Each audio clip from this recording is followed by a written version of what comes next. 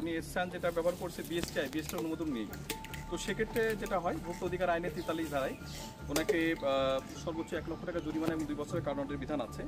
তো আজকে ওনাকে আমরা এটা করবেন না ভবিষ্যতে এবং এটা উৎপাদন করবেন না এই মর্মে প্রত্যয়ন দেওয়ার কারণে তাকে 50,000 টাকা জরিমানা আরোপ করা হয়েছে এবং এই যেগুলো পাওয়ার উনি তৈরি করেছিলেন সেগুলো আমরা ধ্বংস করে দিচ্ছি এবং পরবর্তীতে উনি এটা যাতে না করেন সেদিকে আমরা খেয়াল রাখবো। তাহলে আপনি এটা কেন করলেন এখানে আসলে? আপনি এখানে এটা আসলে আমার 4টা ফ্লেভার অনুমোদন করানো আছে। আমি জানি যে 4টা এক জায়গায় করে করলে এটা কোনো সমস্যা নেই, এটা আমার জানা ছিল না স্যার। আপনি বিএসটি যখন অনুমোদন দিচ্ছেন তাদের সাথে কথা বলবেন, আপনি কথা বলছেন? স্যার আমি মনে করেনি যে আপনি বিএসটি দিচ্ছেন, বিএসটি দেওয়াটা উচিত হয়েছে না স্যার?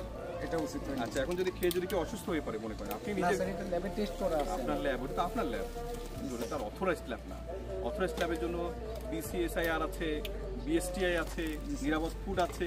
এসসানের নকল জুসে 1 ফোঁটা ফল নেই, ঝুঁকিতে শিশুরা। পাবনা থেকে আমাদের প্রতিনিধি রহমতুল্লাহ দোলনের পাঠানো তথ্যচিত্রে ডেস্ক রিপোর্ট। পাবনা শহরের রামানন্দপুর এলাকায় দীর্ঘদিন ধরে নকল শিশু খাদ্য ও ফলের জুস তৈরি করে বাজারজাত করছিল এসসান নামের একটি প্রতিষ্ঠান। ভয়ঙ্কর বিষয় হলো, এসব জুসে 1 ফোঁটা ফলও ছিল না, শুধুমাত্র ক্ষতিকর কেমিক্যাল, কৃত্রিম রং এবং ফ্লেভার মিশিয়েই তৈরি করা হতো পানীয়গুলো।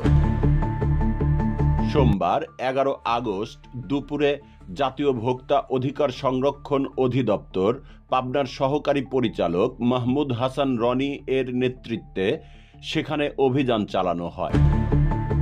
অভিযানে প্রতিষ্ঠানটিকে 50,000 টাকা জরিমানা করা হয়, মুসলিকা নেওয়া হয় এবং অনুমোদিত সব পণ্য ধ্বংস করে দেওয়া হয়। অভিযানে নিরাপদ ফুডের নমুনা সংগ্রহকারী আশরাফুল আলম উপস্থিত ছিলেন। এছাড়া জেলা পুলিশ লাইনের একটি চৌকস দল নিরাপত্তা ও সহায়তা প্রদান করে। প্রসঙ্গত, এ ধরনের কেমিক্যালযুক্ত নকল খাদ্য ও পানীয় শিশুদের জন্য মারাত্মক স্বাস্থ্য ঝুঁকি তৈরি করে, যা ক্যান্সার, লিভার ও কিডনির জটিল রোগের কারণ হতে পারে বলে বিশেষজ্ঞরা সতর্ক করেছেন। CNF TV. সিএনএফ টিভি, আমাদের দৃষ্টি জুড়ে বাংলাদেশ।